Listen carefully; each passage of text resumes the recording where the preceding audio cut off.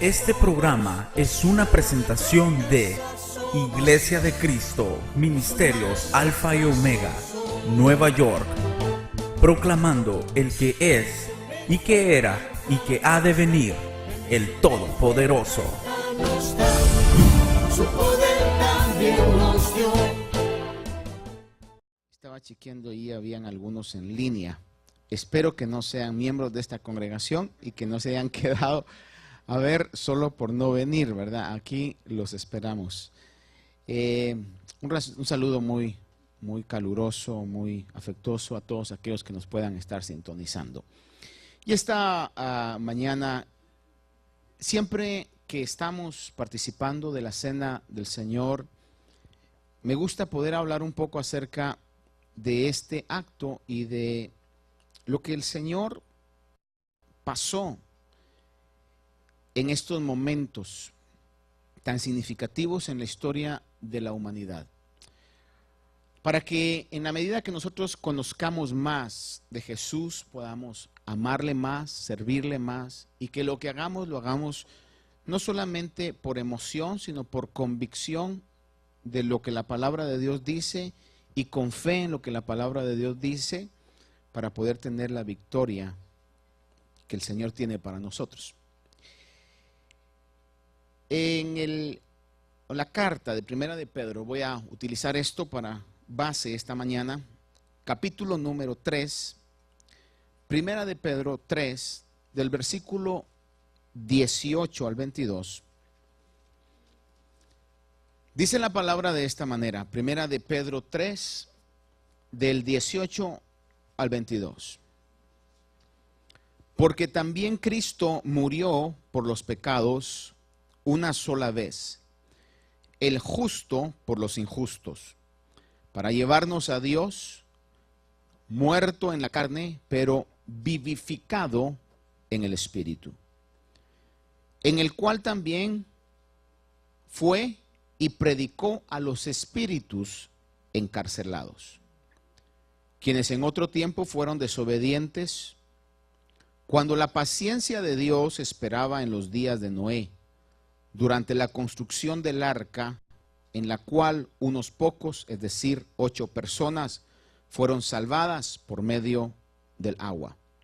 Y correspondiendo a esto, el bautismo ahora os salva, no quitando la suciedad de la carne, sino como una petición a Dios de una buena conciencia, mediante la resurrección de Jesucristo, quien está a la diestra de Dios, habiendo subido al cielo después de que le habían sido sometidos ángeles, autoridades y potestades. De una manera bastante impresionante, diría, o reveladora, el apóstol Pedro nos habla acerca de el momento cuando el Señor es crucificado. No se quedó inactivo, sino que hubo algo importantísimo que estuvo haciendo durante esos 3 días. Para llevarlo a aclarar algo que a veces nosotros necesitamos aclarar, es de que Jesús dijo él mismo, cuando le pedían señales acerca de lo que él era, él dijo que la señal que iba a dar era la señal de Jonás, que así como Jonás, el profeta Jonás, creo que la gran mayoría de nosotros quizás sabemos la historia, el Señor le dice que fuera a predicar a Nínive, él se fue a otra ciudad, hay una tormenta grande provocada por Dios, él reconoce que es él el culpable, él mismo pide que lo lancen al agua, un monstruo marino, algunos dicen un pescado, una ballena, sea lo que sea, la Biblia dice un monstruo marino, lo agarra, lo traga, pasa 3 días en el vientre del monstruo marino y lo va a devolver o a vomitar a las costas de Nínive, donde a un principio hubiera podido ir en tickets de primera clase, llegó en estómago de pescado. Y la señal que Jesús iba a dar era la señal de Jonás. Dice en Mateo 12:40, porque como estuvo Jonás en el vientre del monstruo marino 3 días y 3 noches, así estará el Hijo del Hombre 3 días y 3 noches en el corazón de la tierra. 3 días y 3 noches abarca un periodo de 72 horas. Jesús definió la duración del día como un día de 12 horas. De hecho, en toda la palabra vamos a ver que la definición de día es mañana y tarde, del inicio de la creación. Dice que fue la mañana y la tarde del primer día. O sea que realmente el día no podía ser nada más la mitad, sino un día completo, cuando se refiere a eso. Juan 11:19, Jesús dice que respondió: no hay 12 horas en el día.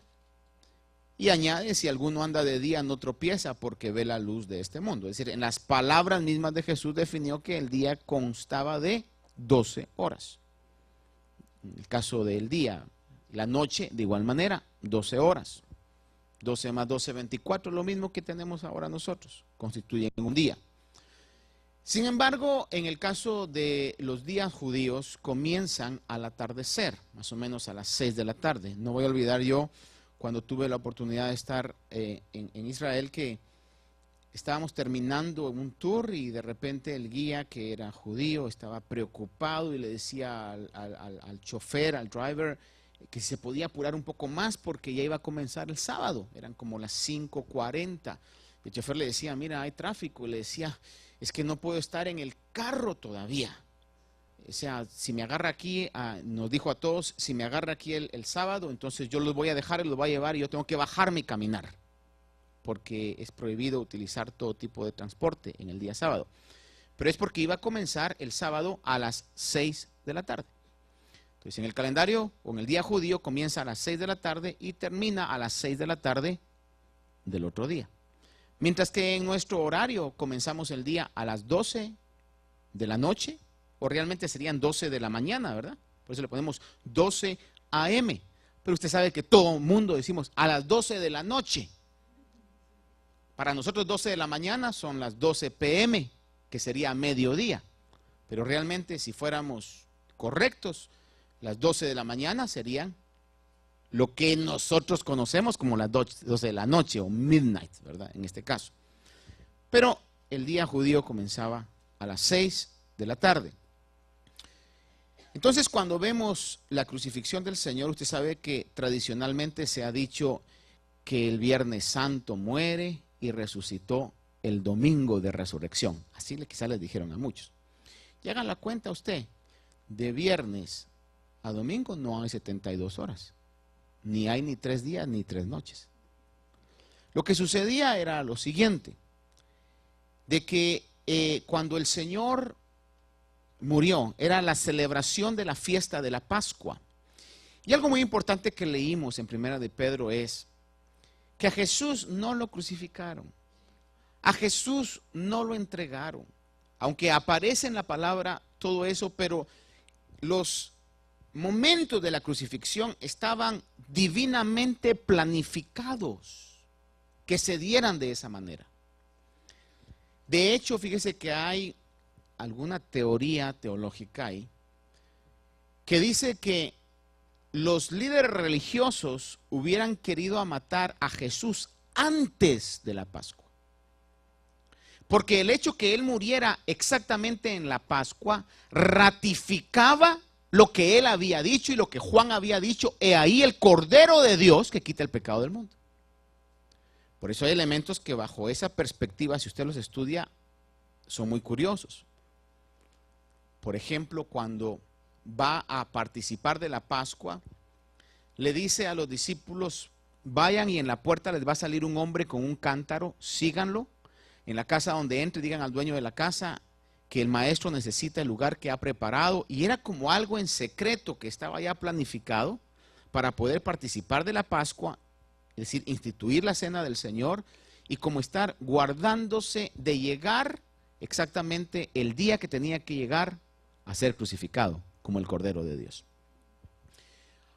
dice la palabra en Pedro cuando leíamos, dice que, déjeme ubicarlo acá, dice,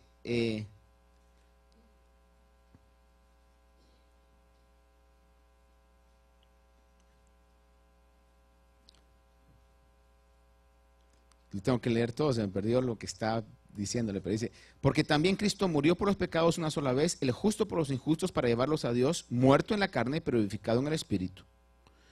También predicó a los espíritus encarcelados, que en otro tiempo fueron desobedientes.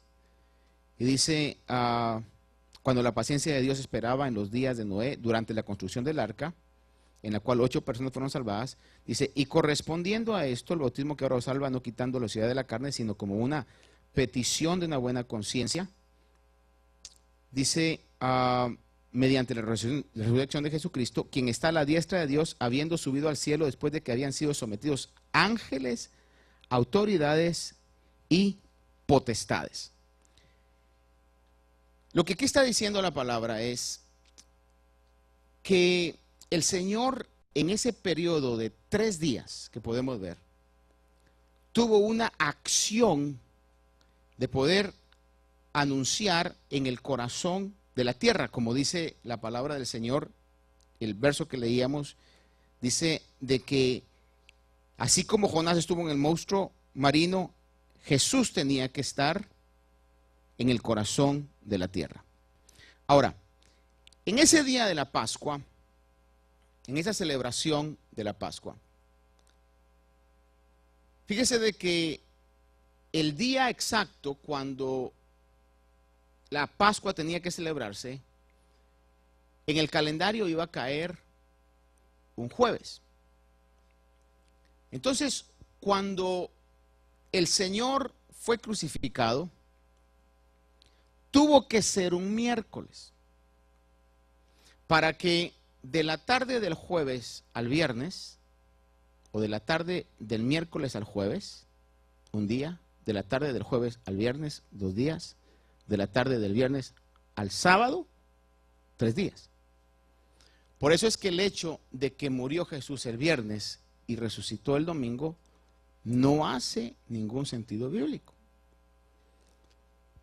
Y curiosamente, el día de la Pascua, cuando se va al calendario, exactamente cayó un día jueves.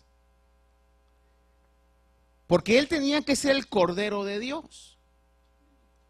Todo estaba matemáticamente planificado para que así fuera. Juan 19:31 dice, los judíos entonces, como era el día de preparación para la Pascua, a fin de que los cuerpos no se quedaran en la cruz el día de reposo. Ahora, es ahí donde tenemos que entender. Fíjese que cada fiesta judía, oiga esto bien, cada fiesta judía era considerada como un día de reposo. Por eso, si usted lee en su Biblia, iba a ver que en paréntesis el escritor de Juan dice, porque ese día de reposo era muy solemne. Es decir, no era un sábado normal, sino que era la fiesta de la Pascua, que era considerada como un día de reposo. Y Juan lo aclara ahí, dice que ese día de reposo era muy solemne. Por eso es de que ellos, antes de que entrara esa celebración de la Pascua, le pidieron, dice, a Pilato que quebrara las piernas a los que estaban crucificados, porque la crucifixión podía durar muchos días. Entonces, para acelerar el proceso de muerte, les quebraban las piernas, así el crucificado no podía impulsarse y moría asfixiado. ¿Sabe usted que la Biblia dice que le quebraron las piernas a los 2 ladrones, menos al Señor, porque Él entregó su espíritu? Por eso, cuando vemos esa divina orquestación del Señor, no hubo tal que mataron a Jesús. Él dio su vida en el lugar exacto, en el tiempo exacto, de la manera exacta. Jesús murió entonces alrededor a las 3 de la tarde, un día miércoles, según los datos bíblicos y los datos históricos lo pueden corroborar. Lucas 23, del 44 al 46 dice el relato. Era ya como la hora sexta eran las 12 del mediodía, cuando descendieron tinieblas sobre toda la tierra y hasta la hora novena, al eclipsarse el sol, el velo del templo se rasgó en dos y Jesús, clamando a gran voz, dijo: Padre, en tus manos encomiendo mi espíritu. Y habiendo dicho esto, expiró. Él sabía, él mismo entregó el espíritu. Durante ese tiempo donde dice que se nubló el cielo y el velo, que era un velo sumamente grueso, se rasgó, se partió en dos, dando a entender que el pacto antiguo ya quedaba abolido, caducado, quedaba obsoleto. Y ahora entrábamos en el nuevo pacto que leímos hoy, que es el nuevo pacto en su sangre. Pero dice que el Señor expira y dice: Padre, en tus manos encomiendo mi espíritu. Si usted recuerda, el fin de semana pasado yo le comentaba acerca de cómo es que dice en Pedro también: humillaos pues bajo la poderosa mano de Dios. Y que algunos se han atrevido a decir: la mano de Dios son los ministros, el apóstol, el profeta, el evangelista. No hay nada más fuera de la realidad bíblica. La mano de Dios es mucho más que ministros. Los ministros son simplemente servidores de la iglesia por amor a Cristo, dignos de respeto, de honra, por la labor que realizan definitivamente, pero no más que siervos y servidores. Por eso le decía yo, y veíamos ahí cómo es que en el caso de Esdras, Nehemías, hablaban de la mano de Dios estuvo sobre mí, la mano de Dios nos cuidó. Vemos que la mano de Dios es algo más fuerte que un hombre. Por eso es que Jesús mismo dice: en tus manos entrego mi espíritu. ¿La entregó a ministros? ¿A quién entregó el espíritu Jesús? ¿A ministros? No. Entregó a la mano de Dios, a las manos de Dios, a esa fuerza divina que puede hacer lo imposible, que puede cuidar, puede proteger, puede restaurar, puede sanar, todo lo que veíamos nosotros que la mano de Dios puede hacer. Y el Señor entonces dice: en tus manos, al Padre, dice: entrego o encomiendo mi espíritu. Y habiendo dicho esto, expiró. Ahora, el libro de Pedro nos habla que dice que el Señor, al haber entregado el espíritu, dice el versículo 18, dice: muerto en la carne, pero vivificado en el espíritu. Es decir, que lo que murió de Jesús fue su cuerpo, pero su espíritu, de una u otra manera, o su ser interno, fue vivificado. La palabra espíritu que habla aquí en Primera de Pedro, que el pasaje que leímos, no puede ser en este caso a almas, o más adelante leíamos que dice que en el espíritu Jesús, dice, verso 19, en el cual también fue y predicó a los espíritus encarcelados. Oiga bien esto: el cuerpo del Señor muere, su ser espiritual es vivificado, su alma o su espíritu, si lo podemos ver así. Y en esa dimensión espiritual dice que fue a predicar a espíritus encarcelados. Es decir, que no quedó en la tumba inerte, sino que estuvo funcionando en una manera espiritual. Ahora, cuando la Biblia en el Nuevo Testamento habla de espíritus en su casi su totalidad, a menos que aclare lo contrario, está hablando acerca de entidades espirituales, sean ángeles o sean demonios. No está hablando de personas. Cuando en el Nuevo Testamento se habla de personas, se utiliza la palabra almas o personas. Por ponerle un ejemplo siempre en Pedro, para que no vaya usted a buscar todos los versículos que están ahí, mire usted en el capítulo 1, verso 9, dice: obteniendo como resultado de vuestra fe la salvación de vuestras almas. Versículo 22, puesto que en obediencia a la verdad habéis purificado vuestras almas. Capítulo 2, verso 11 dice: amados, os ruego como extranjeros y peregrinos que os abstengáis de las pasiones carnales que combaten contra el alma. ¿Sí me explico? Cuando la palabra en el Nuevo Testamento está hablando de espíritus en su totalidad, a menos que aclare lo contrario, está hablando de demonios o de ángeles, ya sean ángeles buenos o sean ángeles caídos, ya sea de demonios que andan sueltos y ángeles también que andan sueltos, o ángeles o demonios que están en prisiones espirituales.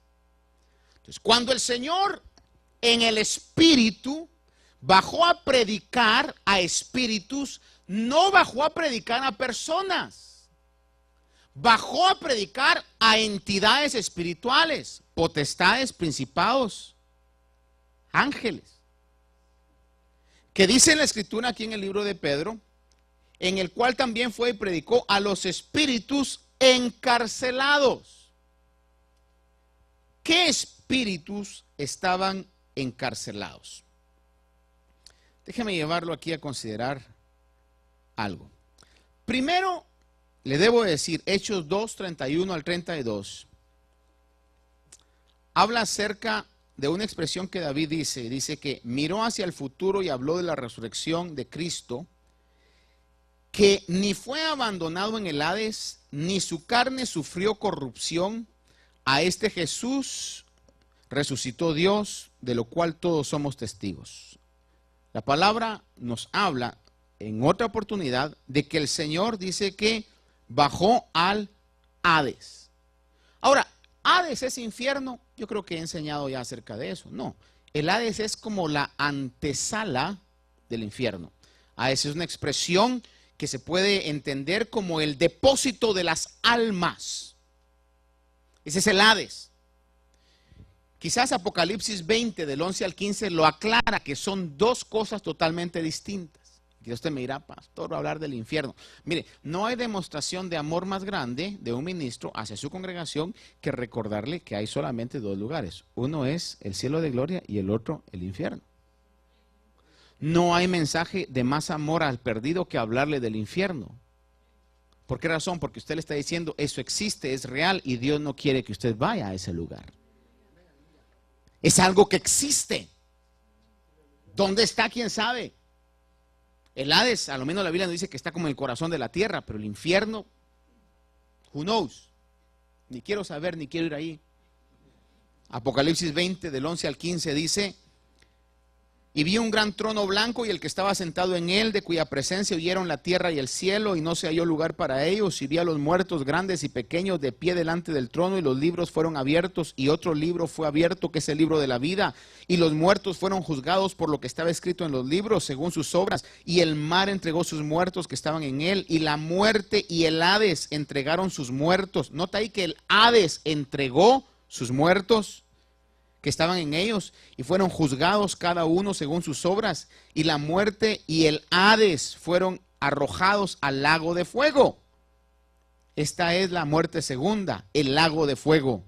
Y el que no se encontraba escrito en el libro de la vida fue arrojado al lago de fuego. Entonces miramos que el lago de fuego, sinónimo de infierno, es distinto al Hades. Entonces, de una u otra manera, el Hades, en algún momento, puede ser la representación de ese lugar donde hay prisiones espirituales.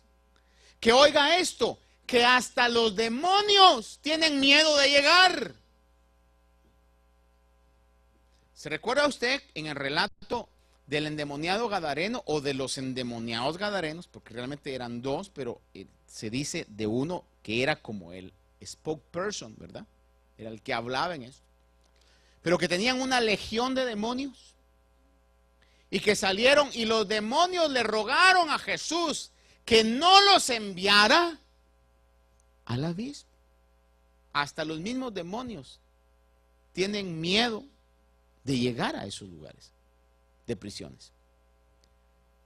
Mateo 27, 46 habla de que el Señor dice que alrededor de la hora novena, Jesús exclamó a gran voz diciendo, Elí, Elí, lema sabactani, esto es, Dios mío, ¿por qué me has abandonado? Oiga esto, el Señor sufrió el abandono del Padre. Ahora, cuando tiene ese abandono, podemos ver nosotros, o podríamos dividir esto. Dice la palabra en Pedro que en el Espíritu, Él va y predica a las regiones del Hades. Ahora, predicó, la palabra que vemos en Pedro de predicación, fíjese que no es la palabra que se utiliza para predicar el mensaje de salvación. Porque el libro de Hebreos claramente dice que Dios no salva a los ángeles, sino que el mensaje de salvación es directamente solamente para nosotros los humanos. Entonces, el mensaje que fue a predicar era un mensaje que la palabra griega lo traduce como una proclama, como un heraldo. Fue simplemente a proclamar algo en el Espíritu. No fue a decir a los ángeles que, o dar una segunda oportunidad a los ángeles, o dar una segunda oportunidad a personas, porque está decretado, la palabra de Dios claramente dice que está decretado a los hombres que mueran una sola vez y luego el juicio.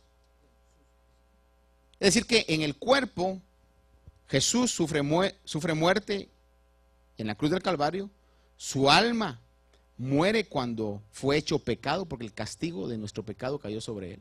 Y usted sabe que la paga del pecado es ¿qué? Ahora, su espíritu o su ser espiritual, dice Pedro, es encomendado en las manos del Padre y hace una proclama, baja a proclamar a los espíritus que están encarcelados. ¿Qué espíritus? ¿Almas de gente? ¡No! Está hablando de entidades espirituales, de demonios, de ángeles, de principados, de autoridades que están encerrados en esas prisiones. ¿A quiénes predicó? Segunda Pedro 2:4, vaya a ver usted ahí. Dice, porque si Dios no perdonó a los ángeles cuando pecaron, sino que los arrojó, dice, al infierno y los entregó a fosos de tinieblas reservados para el juicio. Óigame, hay fosos de tinieblas que están reservados para el juicio. Entonces, cuando nosotros vemos esto, el libro de Judas habla, vaya unas páginas más adelante, ahí va a encontrar usted las cartas de Juan y luego está la carta a Judas, que es solamente es un capítulo nada más. Judas capítulo 1, solamente tiene 1, versículo 6. Dice, déjenme ver que se me está perdiendo Judas acá. Como es uno nada más, ¿verdad? Dice, y a los ángeles que no conservaron su señorío original, sino que abandonaron su morada legítima, los ha guardado en prisiones eternas bajo tinieblas para el juicio del gran día. Entonces, mire, hay ángeles, hay entidades espirituales que están en prisiones de oscuridad. Podemos entender un poco más cuál fue el pecado de estos ángeles si nos vamos al libro de Génesis. Y si usted mira tanto en Pedro como en Judas, si usted mira, por ejemplo, una vez más acá en Judas, en lo que estamos leyendo nosotros, dice, verso 7, así también Sodoma y Gomorra y las ciudades circunvecinas, está hablando de el pecado de estos ángeles y lo está poniendo en un tiempo donde existía Sodoma y Gomorra. Y si usted mira conmigo en Segunda de Pedro, que fue donde leímos también allá en Segunda de Pedro 2:4,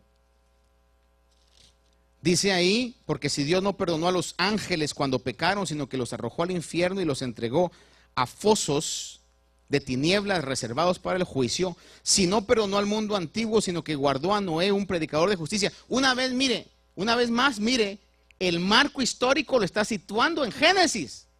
En los días de Noé, en los días de Sodoma, en los días de Gomorra. Y si alguien está ahí preguntándose, ahí dice pastor que dice que los arrojó al infierno, la palabra griega utilizada para eso es la palabra tartarus.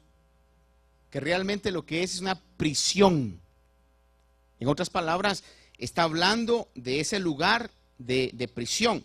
Pero el marco lo sitúa en el libro de Génesis, en la época de Sodoma, de Gomorra, en la época de Noé. Y no sé si usted ha estudiado un poquito, creo que sí. En la época de Noé, ¿cuál era el pecado que más abundaba? O en la época de Lot. ¿Se recuerda usted en la época de Lot? Que dice que llegaron unos ángeles a visitar a Lot.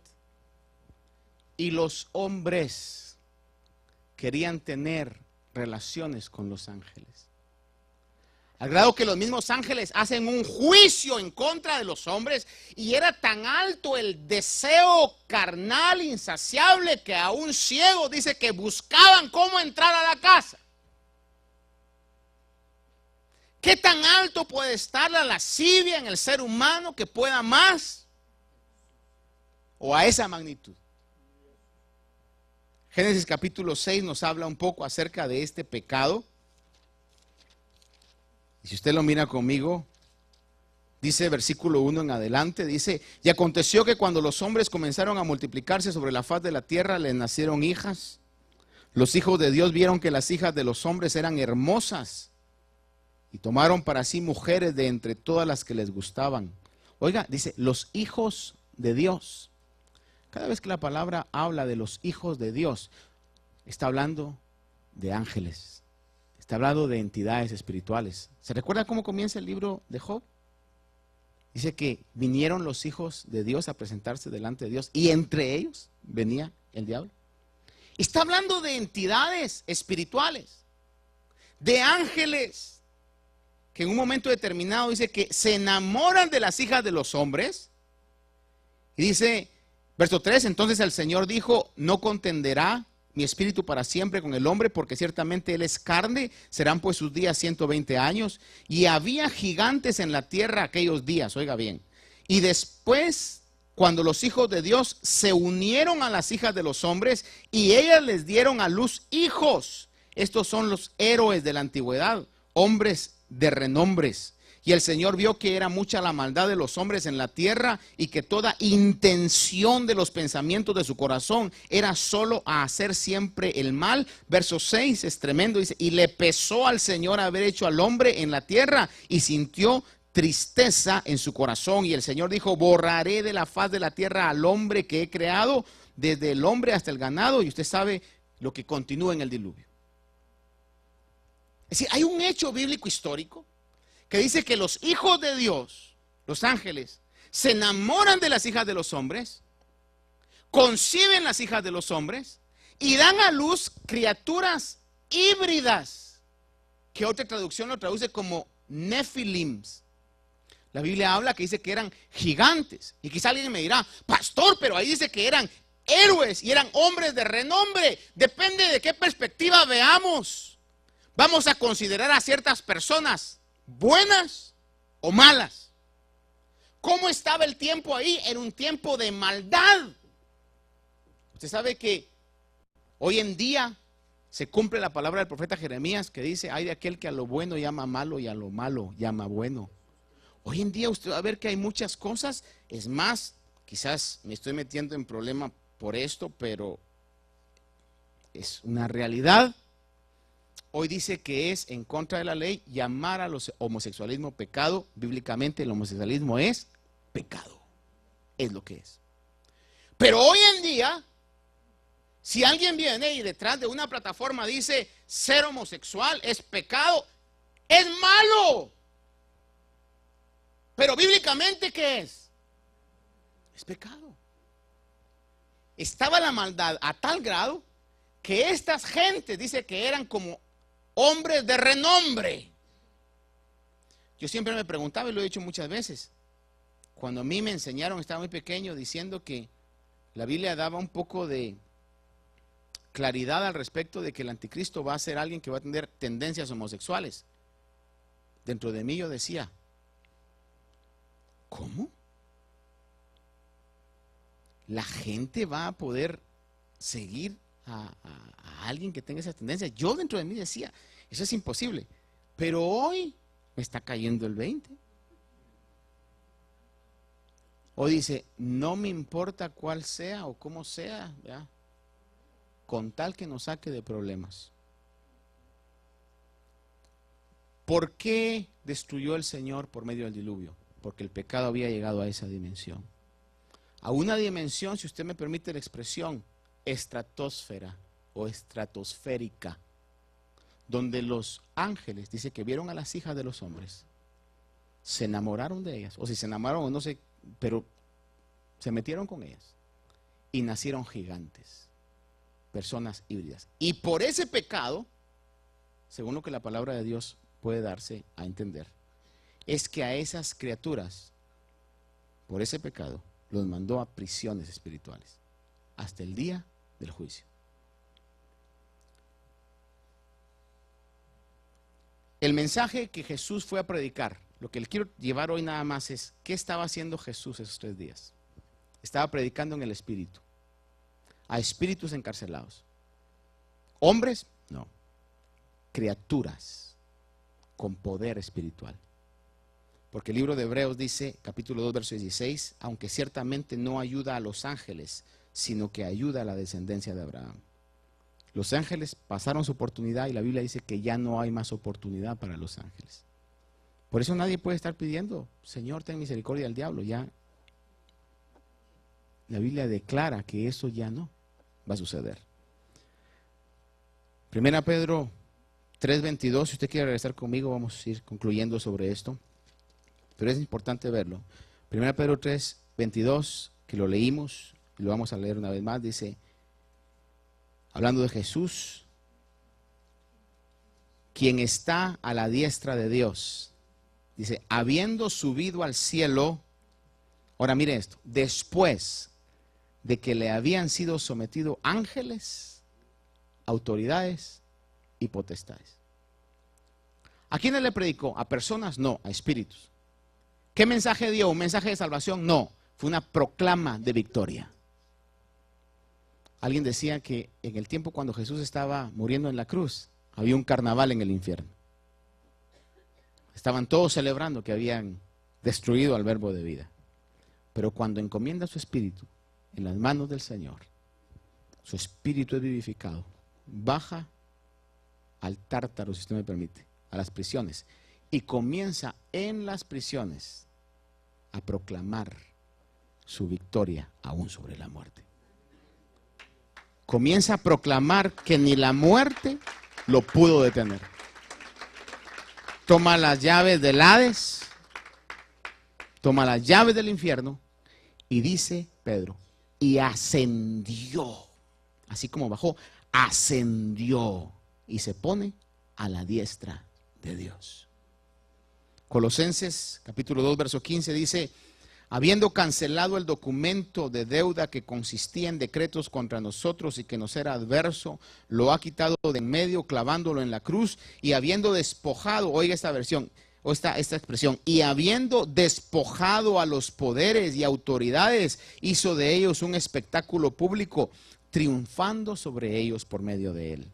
Efesios 4 del 8 al 10 dice, por tanto dice, cuando ascendió a lo alto, llevó cautiva una hueste de cautivos y dio dones a los hombres.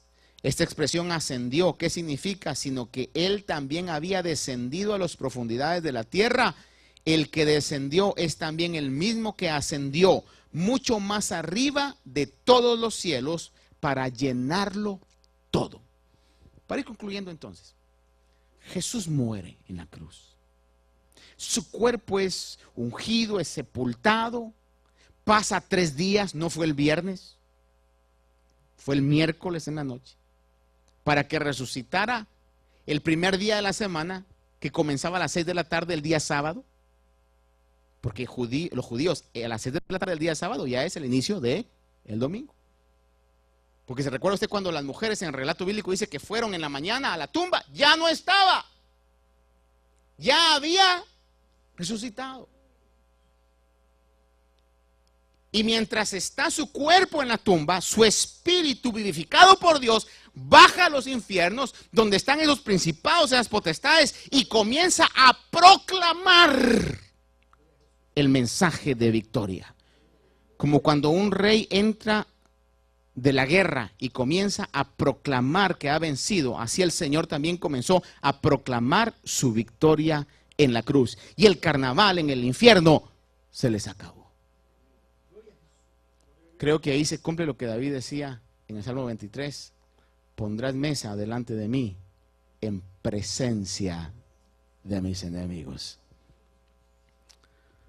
La Biblia también habla que antes de ir al Hades, de una u otra manera estuvo en el paraíso. ¿Se recuerda usted que le dice al ladrón en la cruz? De cierto te digo que hoy estarás conmigo en el paraíso.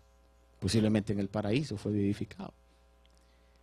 Aunque la Biblia no aclara con certeza qué hizo Jesús durante esos 3 días, porque nada más nos da ciertos aspectos que podemos considerar. Lo que sí podemos decir es que Jesús no estaba dando segundas oportunidades de salvación. Eso es muy importante y con eso quiero concluirle. Solamente hay una oportunidad para ser salvo. El libro de Eclesiastés dice que mientras hay vida, hay esperanza. Quizás sea un mensaje que no es muy popular, poco atractivo. Hablar del infierno es algo que la gente hoy no quiere oír. Pero es la muestra más grande de cualquier hombre de Dios de misericordia.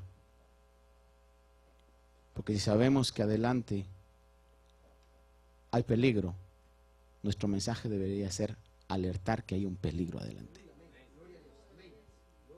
There are no second chances. No hay segundas oportunidades. O recibimos el mensaje de salvación mientras tenemos esta vida, o cuando dejemos de existir, será demasiado tarde.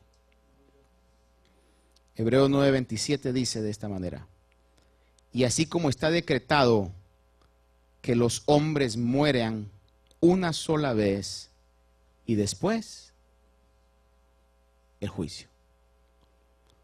Por eso le digo, ¿qué estaba haciendo Jesús? Proclamando su victoria. Y amado hermano y amigo que pueda escucharnos, no hay segundas oportunidades.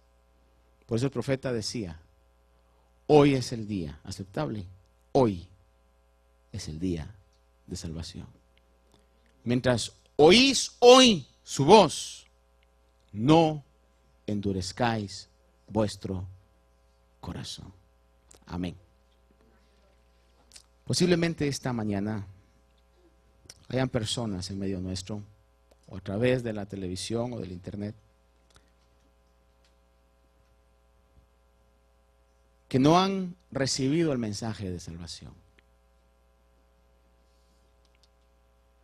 No hay manera más directa que decir que hoy es el día de salvación. Le voy a pedir que cierre los ojitos por un momento y medite.